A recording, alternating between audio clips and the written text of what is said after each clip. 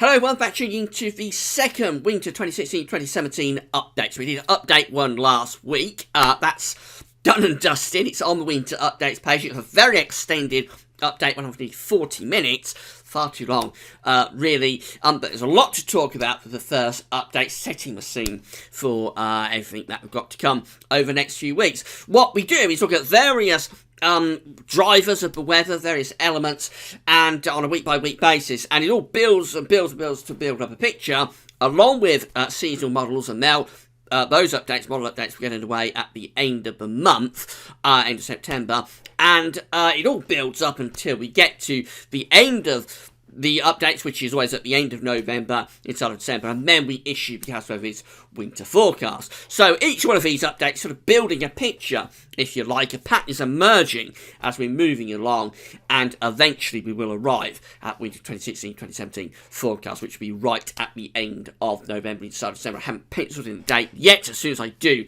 I will let you know. So update 2 is going to be focusing specifically on analogs. We're going to be looking at analogs in terms of ENSO, mainly for this update, but there's going to be a lot of other things before we get to that as well. So I'll get on with it all in a second. Before I get on with that, though, just to say about the ads at Gabs Weather. So there's links to articles on all of the pages. Have a browse through widgets and click through the links. If there's any articles that you're interested in, you'll be helping us to pay for the website. Thanks very much for doing that. There's video ads to most pages which don't have content, but you watch them, they do close back up again. It does all help to pay for GabsWeatherVids.com. Just to say that this is going to be quite a long update. I'm trying to keep it to half an hour, but it is going to be quite a long update, so you can't watch it all in one go. Don't worry, it will be kept at website indefinitely. It will be placed on the winter updates page, and you'll be able to go off and see the video whenever you want. There'll also be a written post to go with the video on the winter updates page later on. I'll probably post that up onto that page around 6-7 o'clock this evening, something like that.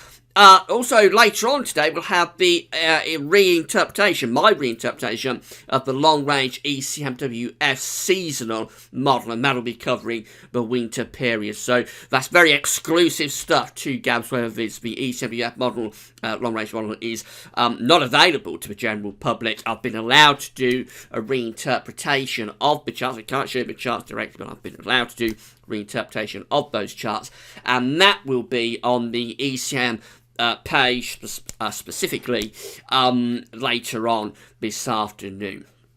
Right, let's go on. We're going to start with the QBO. Been very interesting information about the QBO. Spoke about this a bit last week. I won't dwell on it too much because I'm going to talk about it later on in the updates. But essentially, the ECMWF, the QBO, I should say, is doing something very unique at the moment. It's in a very unprecedented state. And this website, which is science.org, has got a really interesting paper about what's going on with the QBO, the quasi-biennial oscillation. I say it's in a very unique situation and unprecedented back to 1950 at least.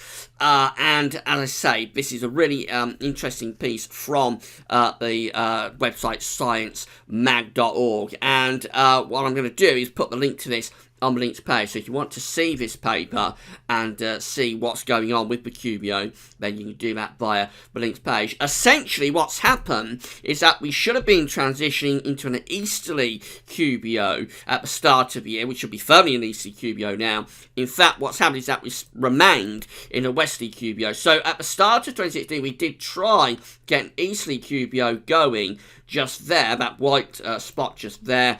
But the westerly QBO persevered and it came back through February and into March. So where we are right now is just here, and we're really in a westerly QBO still, although low down, very low down in the atmosphere, we've actually got a bit of an easterly QBO just there. But the general area of the atmosphere where weather is taking place, like the troposphere and into stratosphere, we're still in a westerly QBO, which we shouldn't be. So what the QBO has done is something very unusual, unprecedented, and the implications of this aren't really all that well understood. But what the paper says at the website I was just talking about, and remember the link to that is on the links page, what the paper says is that remaining in the westerly QBO means that we probably have an enhanced risk of zonal westerlies this winter, because essentially what happens with the QBO is that when you're in a westerly phase,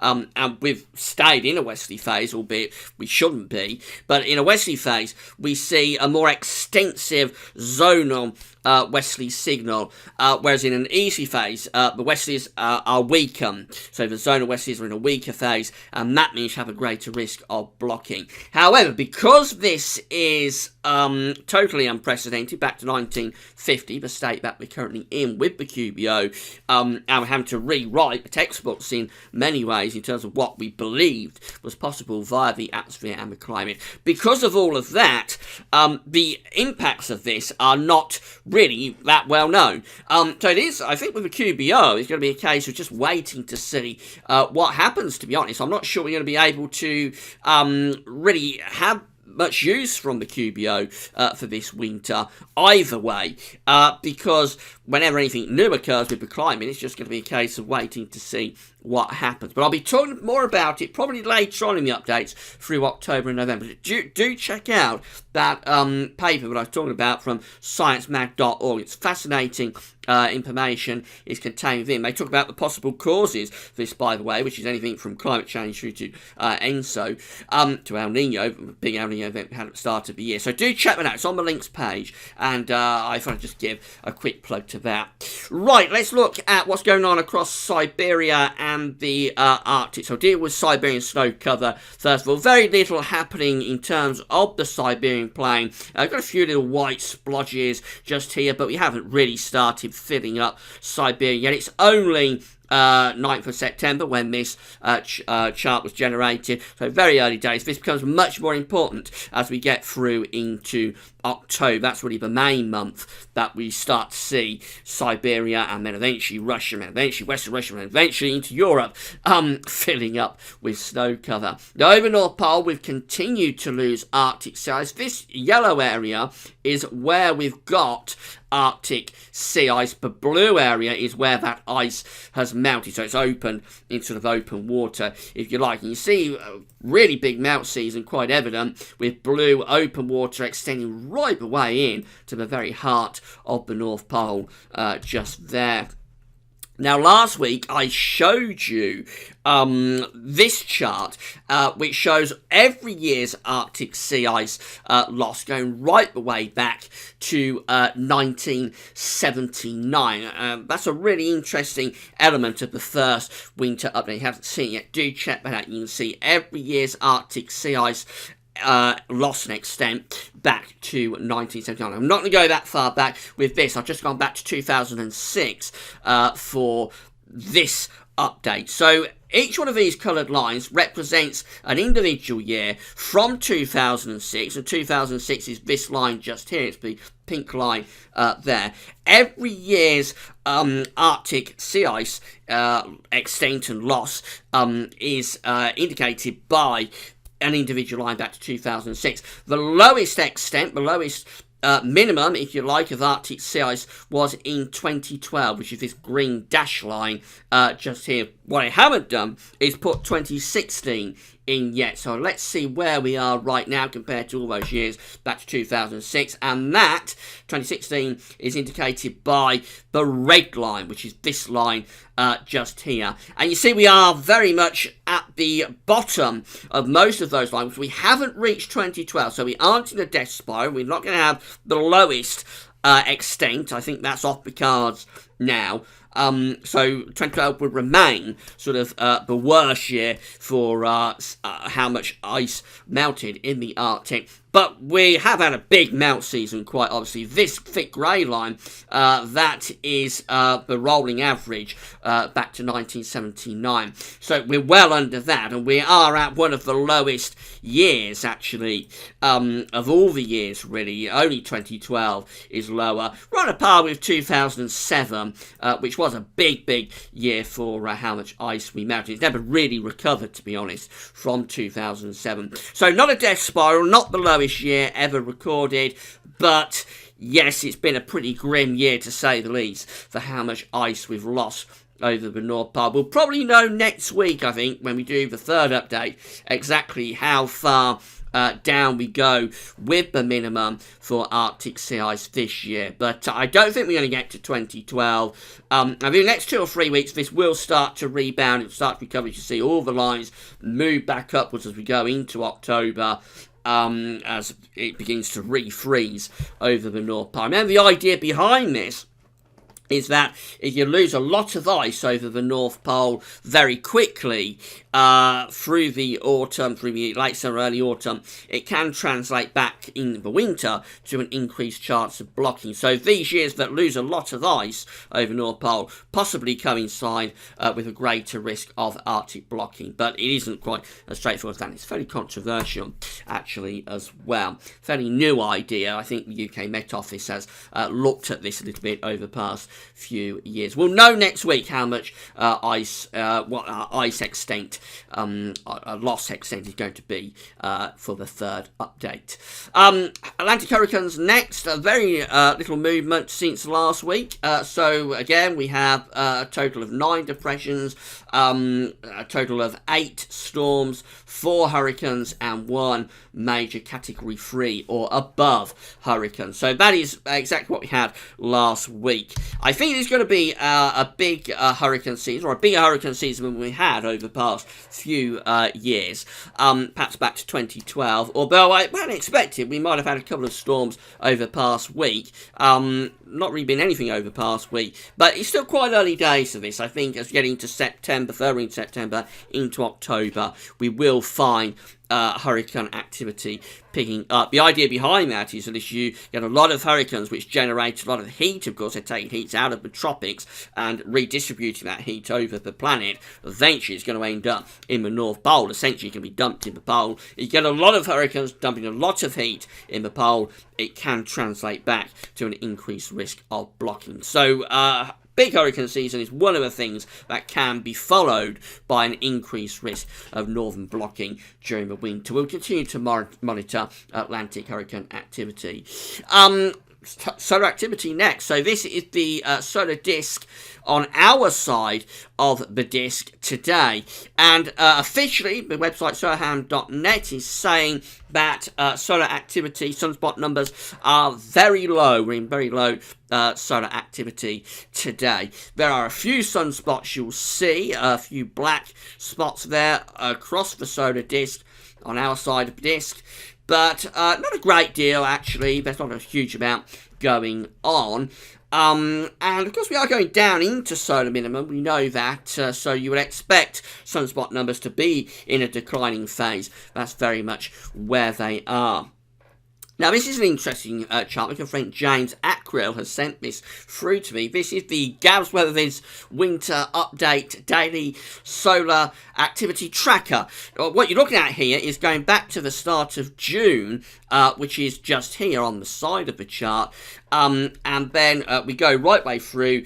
We're not there yet. We go right way through to November. Just here, what we're going to do on a week-by-week basis, we do winter updates. We're going to track solar activity. So this is where it was back in June. June was a very quiet month in terms of those sunspot numbers, and we saw a decline in solar flux as well, indicated by this pink line during June. Through the second half of summer, July and August, we've generally been ticking up with the sunspot numbers, particularly so in August. You can see that by the way the red line, the green line, and the pink lines generally move upwards. And this takes us right up to where we are now with those sunspot numbers. So that is where we are right now in terms of solar activity.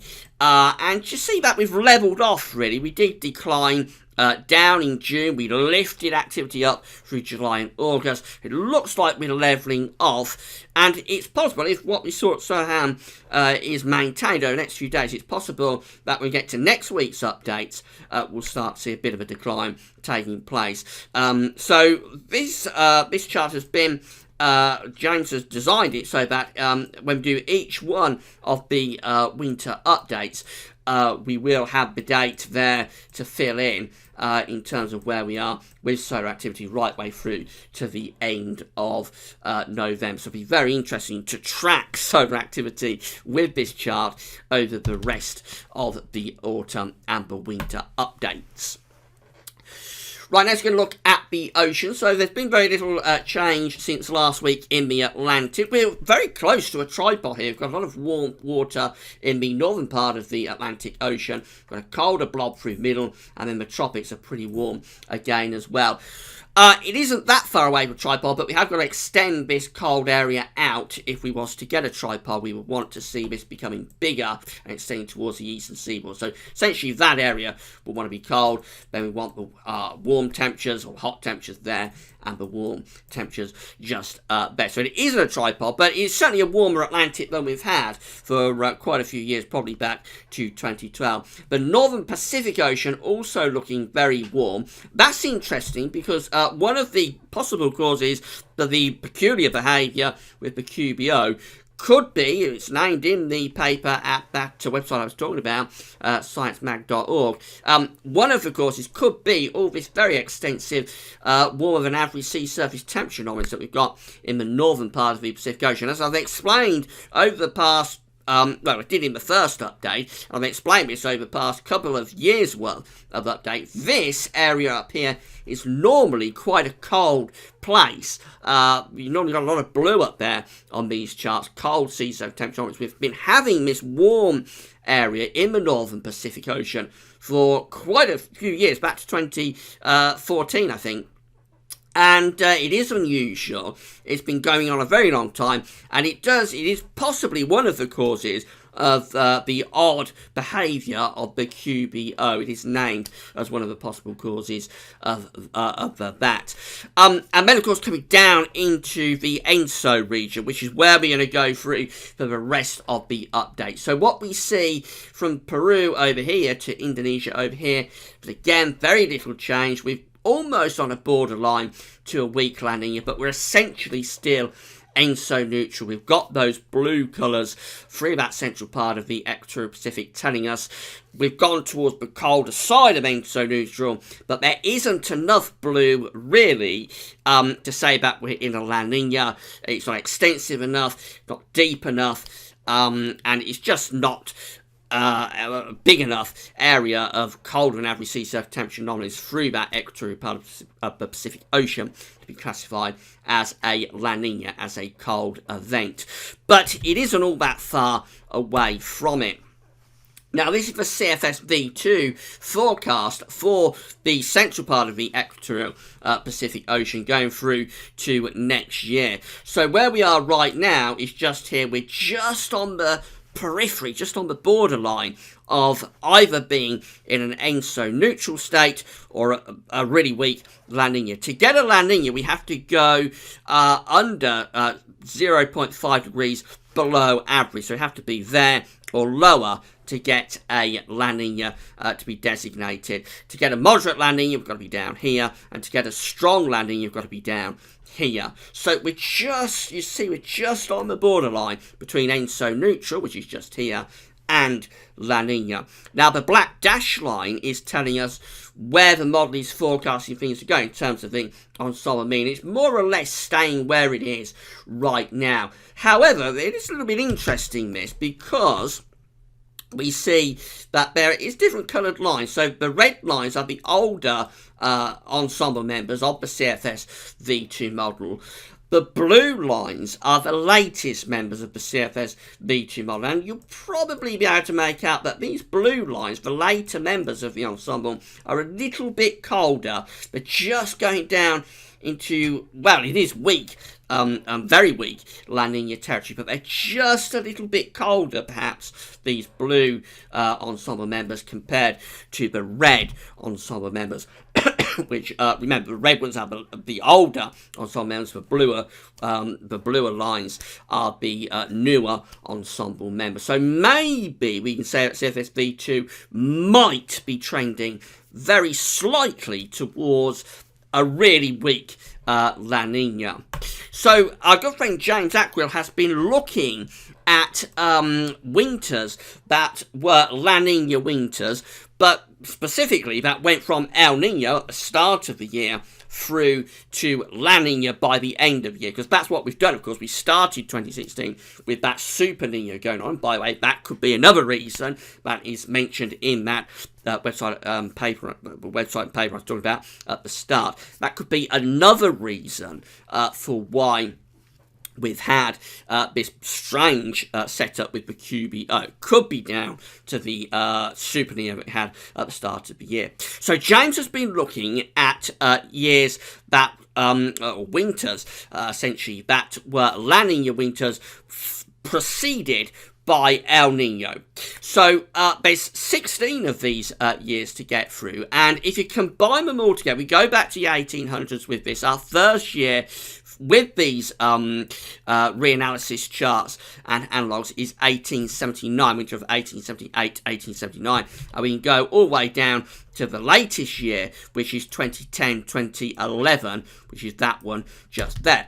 Okay, so there's 16 of them, and if you put them all together, put all these years together, this is the analogue that you come out with. Combining all of those years, you come out with below average heights, generally to the south, and also, though, to the north, perhaps slightly stronger than normal heights to the east of us around Siberia, and also through the Atlantic, which means that the jet stream probably does something a bit like that. So it's a mixed bag. There's a lot of years in this analog suite to look at, but combine them all together, that's what you come out with.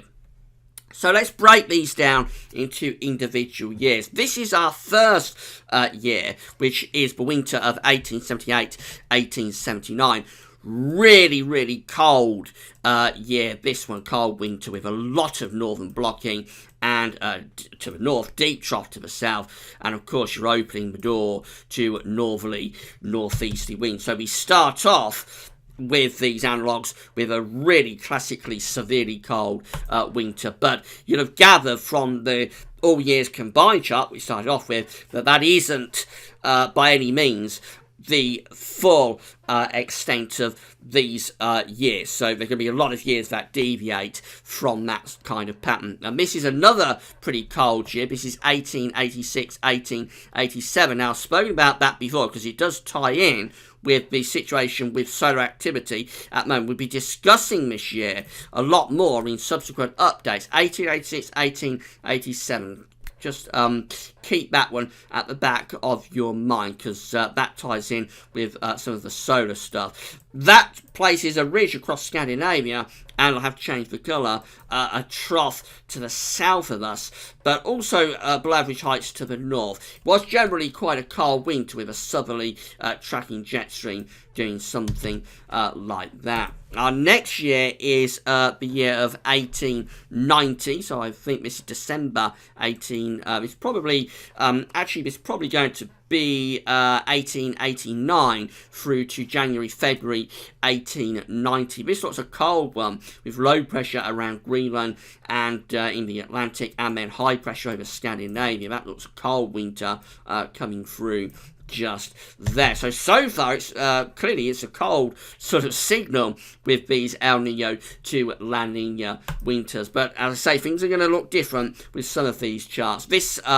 year is 1904, and this one places a deep trough around the UK. Looks like a very wet winter. There is a ridge across Scandinavia, but the main thing about this one is that it's very unsettled and probably not overly cold winter. Our next year is 1907. This looks rather Atlantic driven. We've got high pressure through the central Atlantic, low pressure to the north, and we're bringing jet stream through like that. So that one, again, not an overly cold winter, probably quite a mild and Atlantic driven winter. 1925, again, looks very mild and Atlantic driven, low pressure to our west, high pressure to the southeast of Europe, and the jet stream coming through rather like that. So that one's mild and Atlantic driven. 1934 is our next one. This one, so it's December 33, January, February 34, just looks very anticyclonic with high pressure almost centred over the top of the country. Wouldn't have been overly cold, though December 1933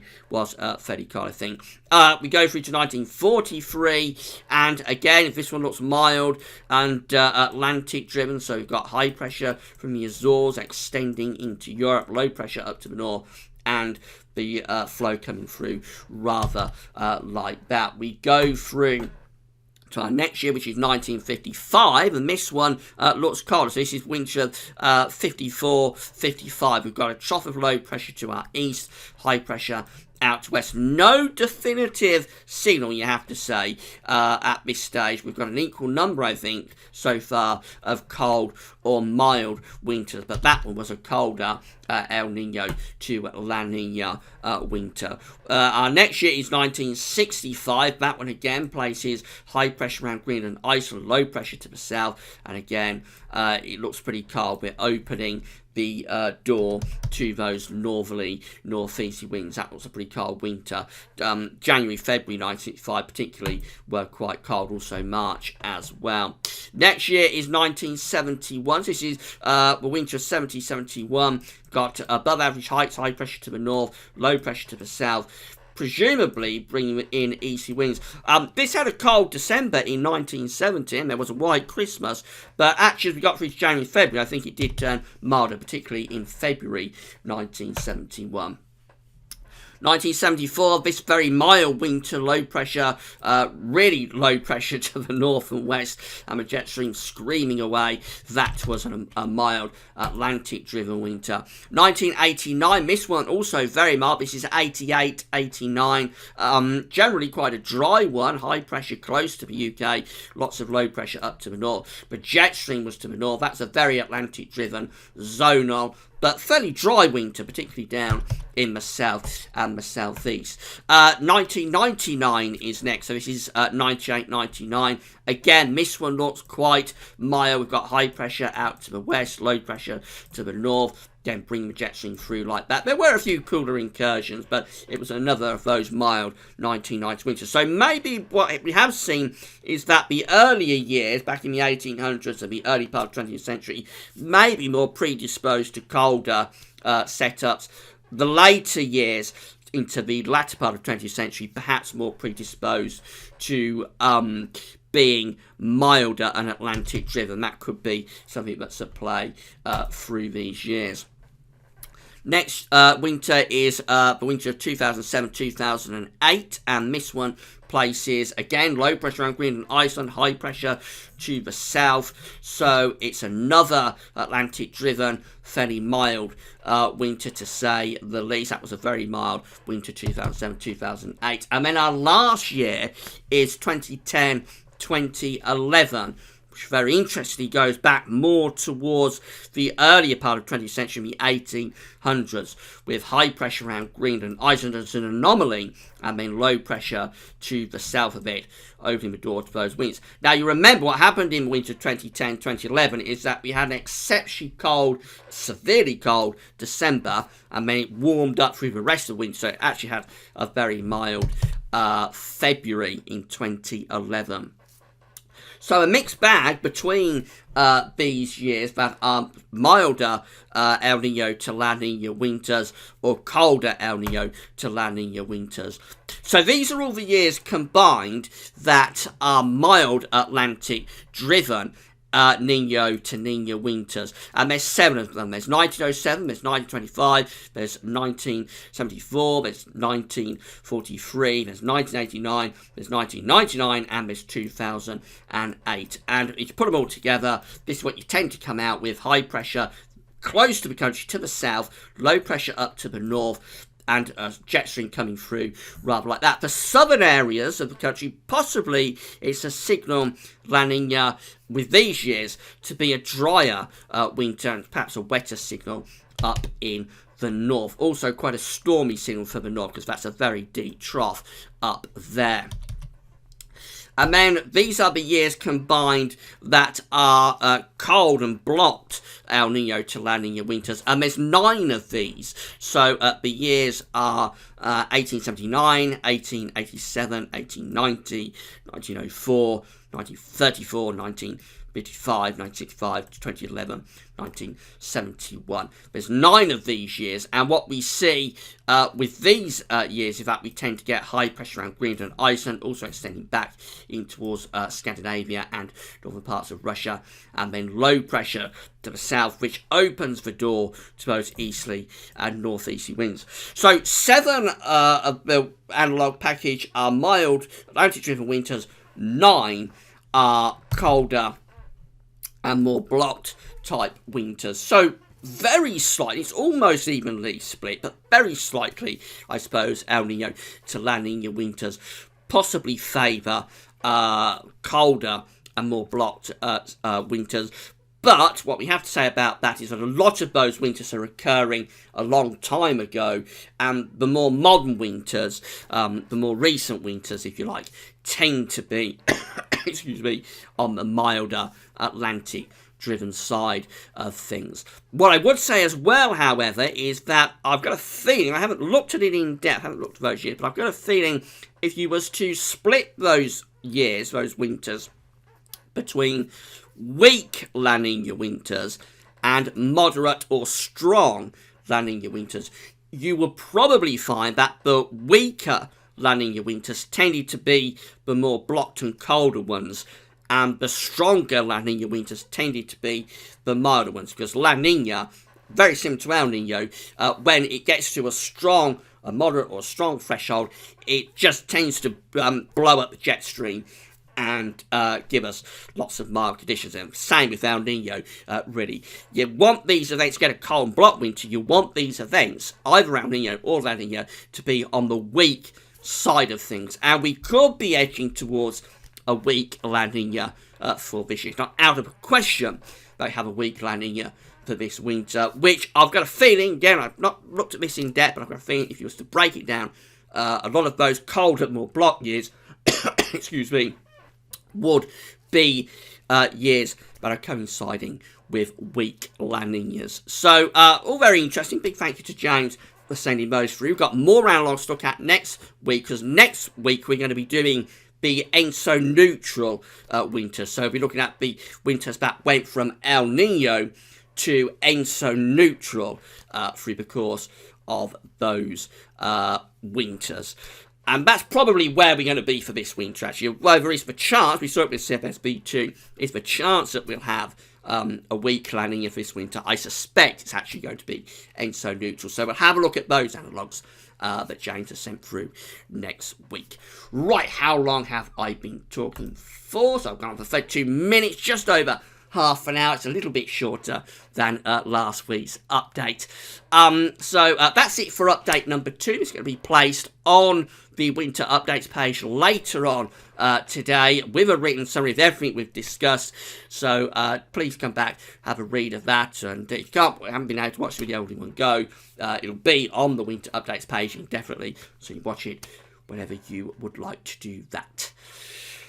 Right, and at nearly 33 minutes, I'll round things up. Don't forget to come back later on for that update on the ECMWF seasonal model, my interpretation of the latest charts from the ECMWF.